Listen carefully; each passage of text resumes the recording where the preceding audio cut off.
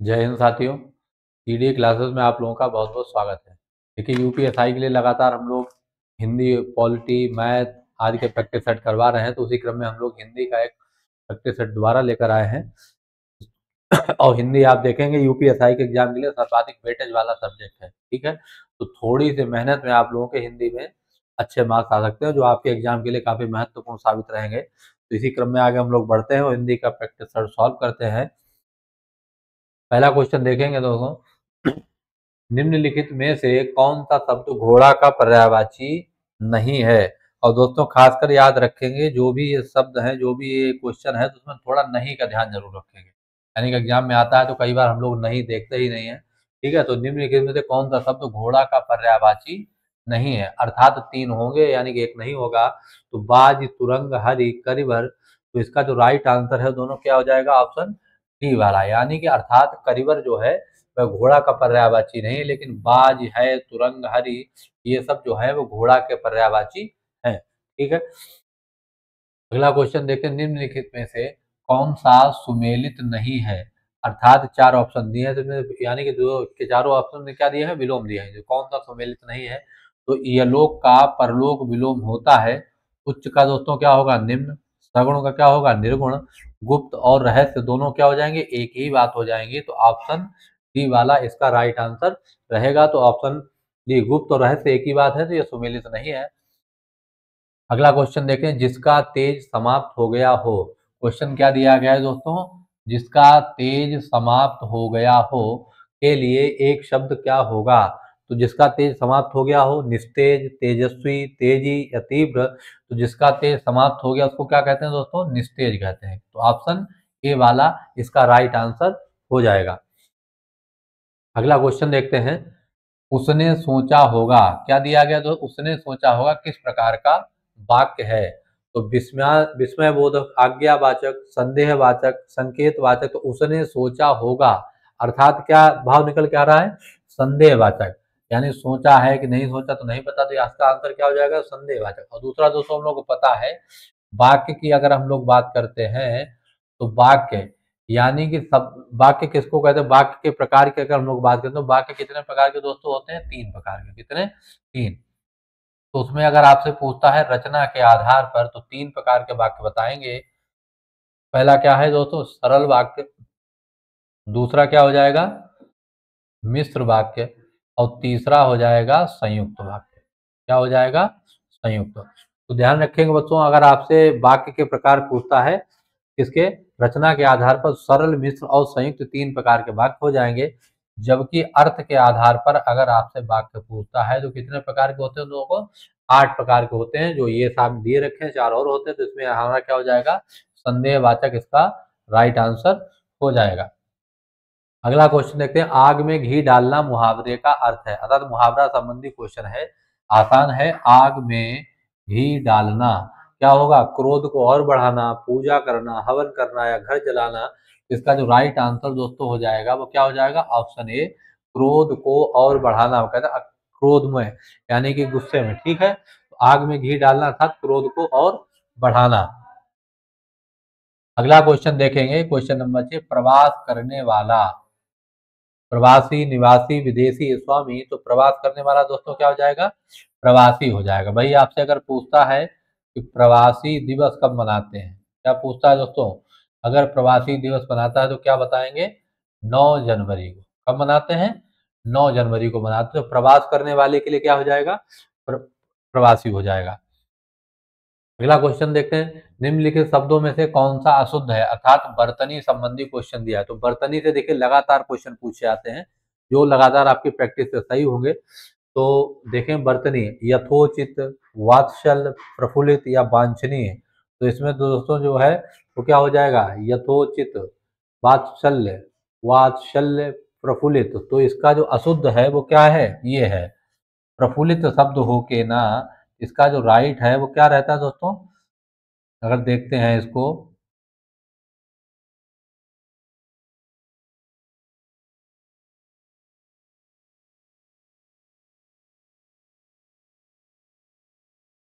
प्रफुल्लित,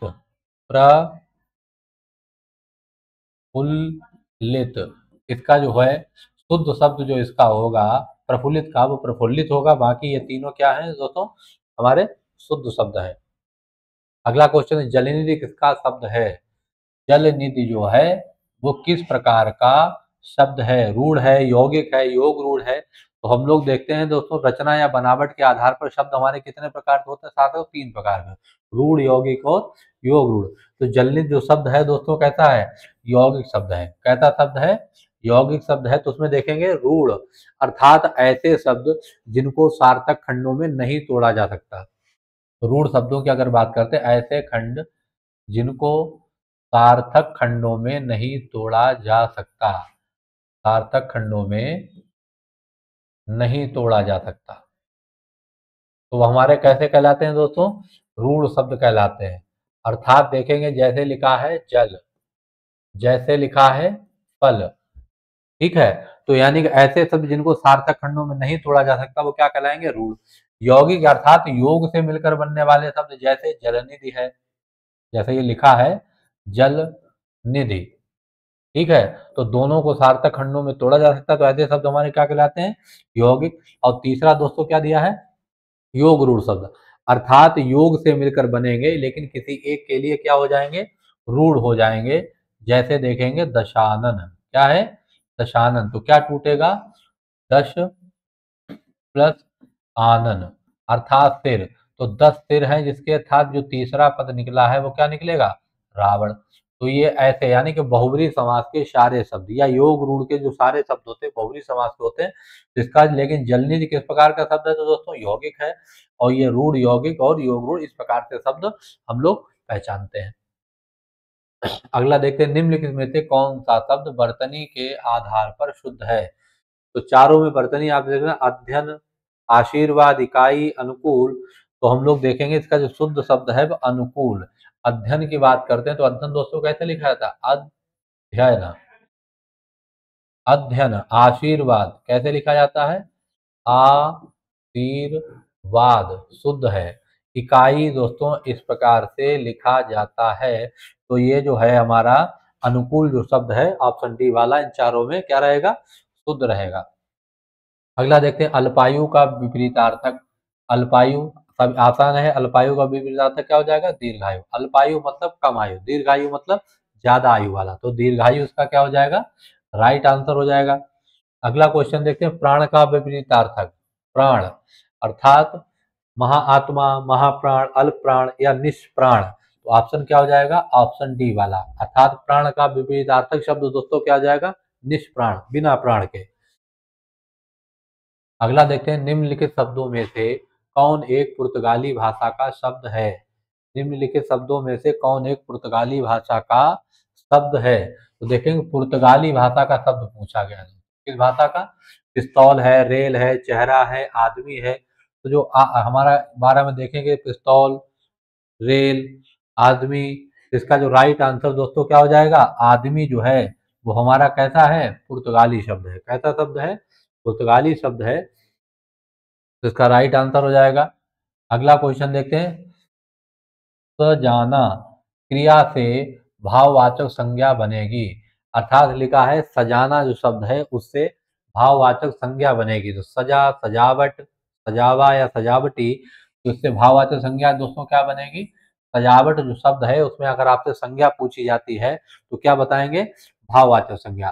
तो संज्ञा सभी को दोस्तों पता है। अगर संज्ञा की बात करते हैं, किसी व्यक्ति, वस्तु, किसी व्यक्ति, वस्तु या स्थान के नाम को, नाम को क्या कहते हैं दोस्तों? संज्ञा कहते हैं। किसी व्यक्ति, परिभाषा भी काफी सारी को, किसी व्यक्ति, वस्तु व स्थान के नाम को क्या कहते हैं? संज्ञा। संज्ञा के प्रकार की अगर आपसे बात करता है तो कितने प्रकार होते हैं दोस्तों? 3 प्रकार। पहला क्या है? व्यक्तिवाचक संज्ञा,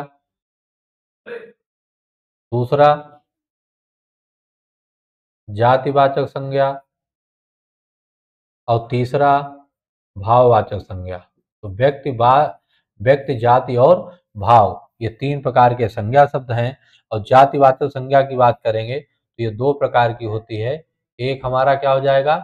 द्रव्यवाचक, और दूसरा क्या हो जाएगा? समूहवाचक। तो संज्ञा 3 प्रकार की है, व्यक्ति, जाति और भाव।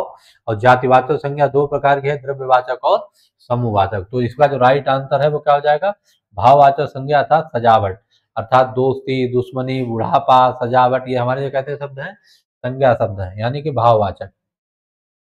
सेब में मिठास है, सेब में मिठास है, इस वाक्य में मिठास जो शब्द है वो क्या है, व्यक्ति है, द्रव्य है, जाति है। तो आसान है दोस्तों, मिठास जो शब्द है वो क्या है, भाववाचक संज्ञा, जिसका हम अनुभव करते हैं तो भाववाचक हो जाएगा।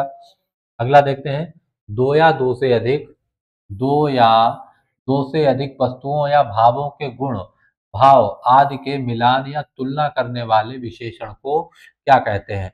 तो आसान है, तुलना करने वाले विशेषण को दोस्तों गुण, सार्वनामिक, तुलनात्मक, तो इसको क्या कहेंगे, तुलनात्मक विशेषण का प्रयोग किया जाएगा। तो 15 क्वेश्चन का ऑप्शन क्या हो जाएगा, बी रहेगा। जवाहर किस भाषा का मूल शब्द है, जवाहर जो है दोस्तों वो किस भाषा का मूल शब्द है, क्वेश्चन नंबर 16 देखेंगे। जवाहर जो शब्द है किस भाषा का मूल शब्द है, तो जवाहर शब्द बताएंगे दोस्तों, जवाहर जो शब्द है किस भाषा का मूल शब्द है, ध्यान देंगे उसमें जवाहर जो शब्द हो जाएगा किस भाषा का मूल शब्द हो जाएगा, हिंदी, संस्कृत, फारसी, अरबी। तो हम लोग क्या देखेंगे, अरबी जो शब्द है वो किस भाषा का है, जवाहर जो शब्द है वो किस भाषा का है दोस्तों, अरबी हो जाएगा। किसका हो जाएगा, तो भाषा संबंधी यानी कि देसी विदेशी शब्दों से भी क्वेश्चन आते हैं, यानी विभिन्न भाषाओं के जो कौन सा शब्द किस भाषा से लिया गया है। अगला देखेंगे, उत्धन लंघन की संधि से निर्मित शब्द है, यानी कि उल्लंघन जो शब्द है वो किससे बना है, उल्लंघन, ऑप्शन ए वाला। उल्लंघन का संधि विच्छेद क्या होगा, उत्धन लंघन, अर्थात इसमें दोस्तों संधि कौन सी है, व्यंजन संधि है। कौन सी है, व्यंजन संधि। संधि सभी को दोस्तों पता है, संधि कितने प्रकार की होती है, तीन। कितनी, तीन। उसमें पहली देखेंगे स्वर, दूसरी संधि कौन सी है, व्यंजन, और तीसरी संधि हो जाएगी दोस्तों विसर्ग। तो स्वर, व्यंजन और विसर्ग, ये तीन संधि स्वर के भेद आपसे पूछता है तो कितने होते हैं दोस्तों, सभी को पता है 5 भेद, दीर्घ, गुण, वृद्धि, यण और अयादि संधि। तो उल्लंघन का जो संधि विच्छेद होगा वो उत्धन लंघन, अर्थात ऑप्शन ए वाला इसका राइट आंसर रहेगा। निशांत दौड़ रहा है, निशांत दौड़ रहा है, वाक्य में क्रिया बताएं। तो क्रिया सभी को पता है दोस्तों, किसी भी का कार्य का करना या होना जो पाया जाता है वो क्या कहलाता है, क्रिया कहलाती है। तो सकर्मक, संयुक्त, सकर्मक, प्रेरणार्थक, इसका राइट आंसर है दोस्तों क्या है, अकर्मक क्रिया, अर्थात वह क्रिया जिसमें कर्ता का प्रभाव डायरेक्ट, किस क्रिया का प्रभाव डायरेक्ट कर्ता पे पड़े, ठीक है, तो क्या हो जाएगी, अकर्मक। जिसमें यानी कि कर्म नहीं दिया होता है तो अकर्मक क्रिया हो जाएगी, सकर्मक में कर्म क्रिया दिया होता है। तो निशांत दौड़ रहा है, क्रिया कैसी हो जाएगी, अकर्मक हो जाएगी।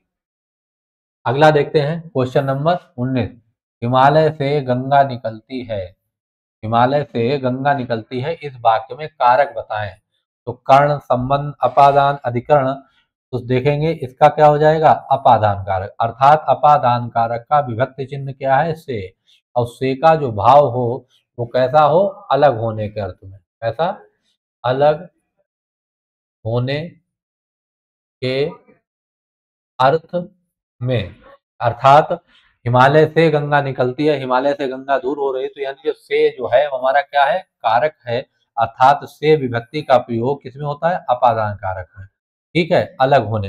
ये कर्ण कारक में भी से का प्रयोग होता है, लेकिन से का प्रयोग जो होगा वह साधन या माध्यम के लिए होगा, से का प्रयोग। संबंध में यानी काकी के, नानी ने, दादी ने, इस प्रकार से आते हैं। अधिकरण का चिन्ह की अगर हम लोग बात करते हैं तो अधिकरण के चिन्ह क्या होते हैं, व्यक्ति में या पर होते हैं, तो अपादान कारक हो जाएगा।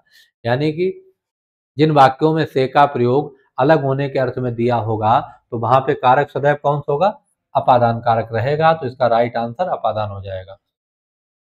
अगला देखते हैं, निम्नलिखित में से कौन सा सागर का पर्याय है, निम्नलिखित में से कौन सा सागर का पर्याय है, जनार्दन, अपगा, अर्णव, मुकुंद। तो देखेंगे अर्णव जो है वो किसका पर्याय है, सागर का पर्याय रहेगा। अगला क्वेश्चन है, किन वर्णों को अर्धस्वर कहा जाता है, किन वर्णों को वर्णमाला संबंधी अर्ध स्वर। तो दोस्तों सभी को पता है या और जो बा है हमारे, वो कैसे हैं, अर्ध स्वर हैं। कैसे हैं, अर्ध स्वर हैं। ऐसे वर्णमाला संबंधी क्वेश्चन है तो या बा को अर्ध स्वर कहेंगे। अगला देखते हैं, निम्नलिखित में से किस शब्द में, ध्यान देंगे दोस्तों, किस शब्द में पन प्रत्यय नहीं है। तो देखेंगे बचपन, अपनापन, लड़कपन है, लेकिन जलमय जो शब्द है, जलमय जो शब्द है उसमें पन प्रत्यय का प्रयोग नहीं हुआ है। ठीक है। अगला देखते हैं, अनुपयोगी। अनुपयोगी शब्द क्या दिया गया है, अनुपयोगी किस शब्द का विलोम है। तो अनुपयोगी किसका होगा दोस्तों, सभी को पता है उपयोगी का जो विलोम होगा वो क्या हो जाएगा, अनुपयोगी हो जाएगा। समझ में आ रहा होगा सभी के। महात्मा शब्द में प्रयुक्त समास है। देखिए समास संबंधी क्वेश्चन, तो महात्मा जो शब्द है उसमें समास पूछा गया, अव्यय भाव, कर्मधारय, दिगु या द्वंद्व। तो इसका जो राइट आंसर दोस्तों हो जाएगा वो क्या हो जाएगा, कर्मधारय समास। समास संबंधी हम लोग, समास का टॉपिक हम लोगों ने पढ़ रखा है।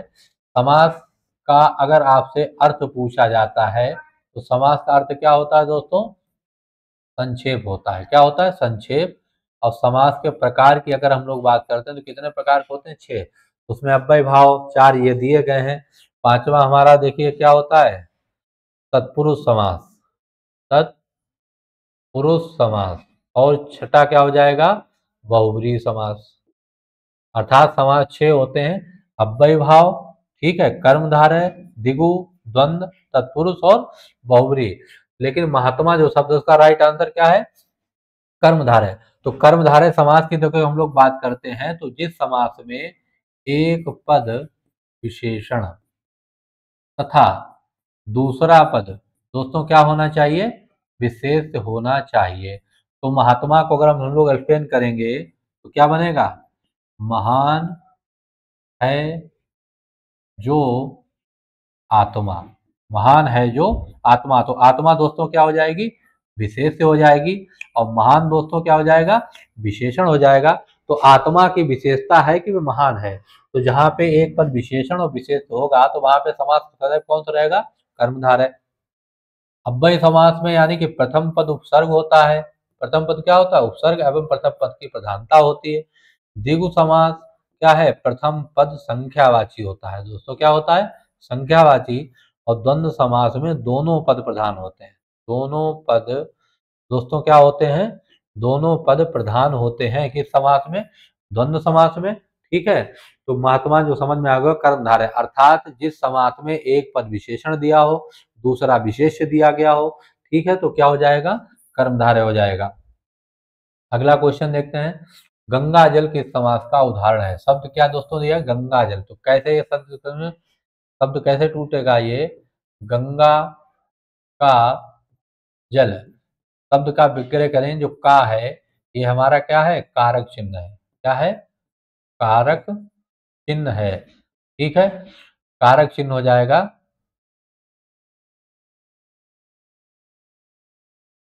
गंगा का जल, ठीक है। तो तत्पुरुष समास, अव्यय, द्विगु, द्वंद्व, तो इसका जो राइट आंसर है वो हमारा क्या है, तत्पुरुष समास। अर्थात तत्पुरुष समास में शब्दों का विग्रह करने पर सदैव क्या आता है, कारक चिन्ह आता है। और दूसरे पद की, कौन से पद की, दूसरे पद की प्रधानता होती है, दूसरे पद की प्रधानता होती है। और अव्यय समास अभी आपको पिछले क्वेश्चन में बताया है, इसमें प्रथम पद उपसर्ग होता है। प्रथम पद क्या होता है दोस्तों, अव्यय होता है, प्रथम पद की प्रधानता होती है। द्विगु समास में पहला पद संख्यावाची होता है। और द्वंद्व समास में दोस्तों दोनों पद क्या होते हैं, प्रधान होते हैं। तो गंगा जल अर्थात गंगा का जल, कारक चिन्ह आ गया तो हमारा क्या हो जाएगा, तत्पुरुष समास हो जाएगा। अगला क्वेश्चन है, कलेजा ठंडा होना। अब क्वेश्चन क्या दिया, कलेजा ठंडा होना मुहावरे का सही अर्थ है संतोष होना, ईर्ष्या होना, कलेजे में दर्द होना, मर जाना। इसका जो राइट आंसर दोस्तों क्या हो जाएगा, संतोष होना, अर्थात संतोष होना इसका राइट आंसर रहेगा। अगला देखते हैं, सब धन बाईस पसेरी लोकोक्ति का सही अर्थ, अच्छा बुरा सबको समान समझना। ठीक है, संपत्ति का मोल नहीं जानना, गरीब होना, संतोष करना, सबदन बाईस पथेरी।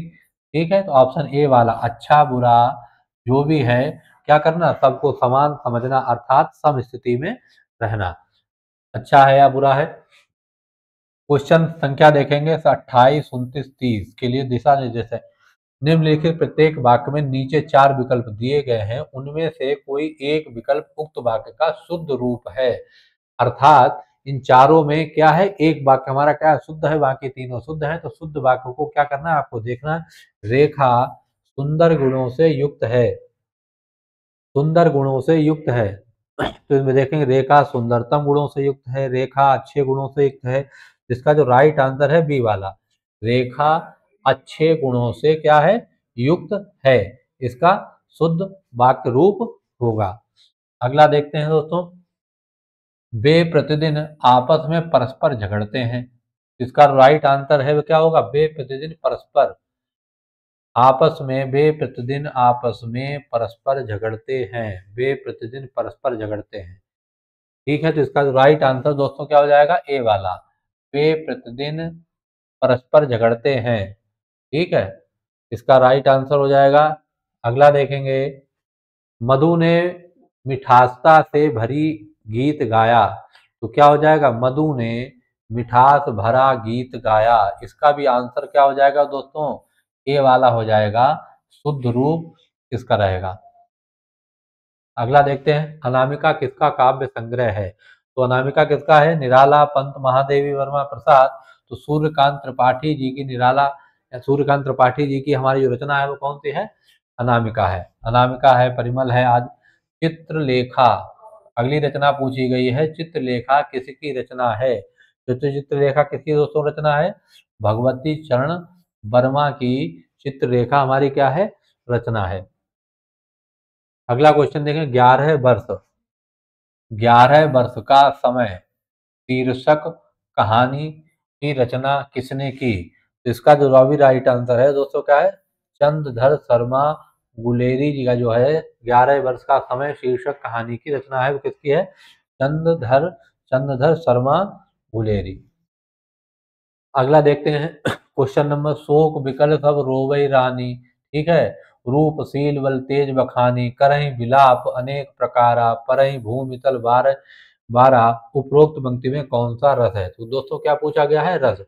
शोक विकल अर्थात किसकी बात हो रही है, शांत रस, भक्ति, करुण रस। इसका जो राइट आंसर है दोस्तों क्या है हमारा, करुण रस। अर्थात शोक की बात हो रही है तो शोक का यानी करुण रस का स्थायी भाव क्या होता है, शोक होता है। ठीक, तो उसमें दिया भी गया है। तो रस सभी को पता है, रस की जो मूल संख्या है दोस्तों क्या है, संख्या पूछी जाती है, रस मूलतः कितने प्रकार के होते हैं, 9 प्रकार के होते हैं। तो उसमें इसका राइट आंसर करुण रस हो जाएगा। अगला देखते हैं, इसमें भी रस ही पूछा गया है। क्वेश्चन नंबर 35, जो तुम्हारी अनुशासन पावो, कंदुक इव ब्रह्मांड उठावो, काचे घट जिम डरो फेरी, सकौ मोर मूसक जिम तोरी। उपरोक्त पंक्ति में कौन सा रस है। इसमें भी रस पूछा गया है दोस्तों। तो देखेंगे इसका भी रस आंसर क्या हो जाएगा, वीर रस हो जाएगा। क्या हो जाएगा, वीर रस। जो तुम्हारी अनुशासन पावो, अर्थात ये पंक्ति जो आप देखेंगे, लक्ष्मण जी बात कह रहे हैं ये, जो तुम्हारे अनुशासन पावो, कंदुक इव ब्रह्मांड उठावो। अर्थात ब्रह्मांड को एक कंदुक गेंद के समान उठाकर उसको खेल सकते हैं।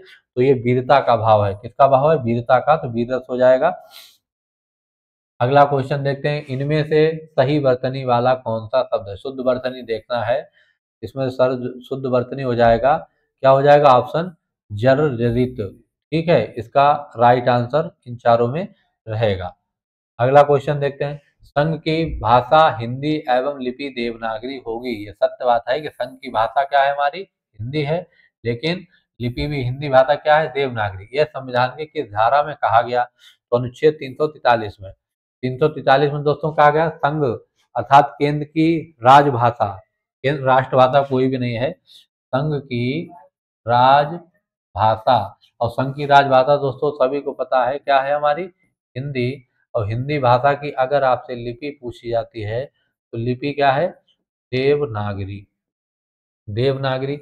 और देवनागरी लिपि का अगर उद्भव पूछा जाता है किससे हुआ है, तो दोस्तों क्या बताएंगे, ब्राह्मी लिपि से हुआ। किससे हुआ है, ब्राह्मी लिपि से। तो अनुच्छेद 343 अर्थात भाग 17 में, संविधान के भाग 17 में ये कहा गया है राजभाषा का गठन है। और इसमें अनुच्छेद 343 में कहा गया संघ की राजभाषा हिंदी होगी एवं लिपि क्या होगी दोस्तों, देवनागरी होगी। इसका राइट आंसर क्या रहेगा, अनुच्छेद 343।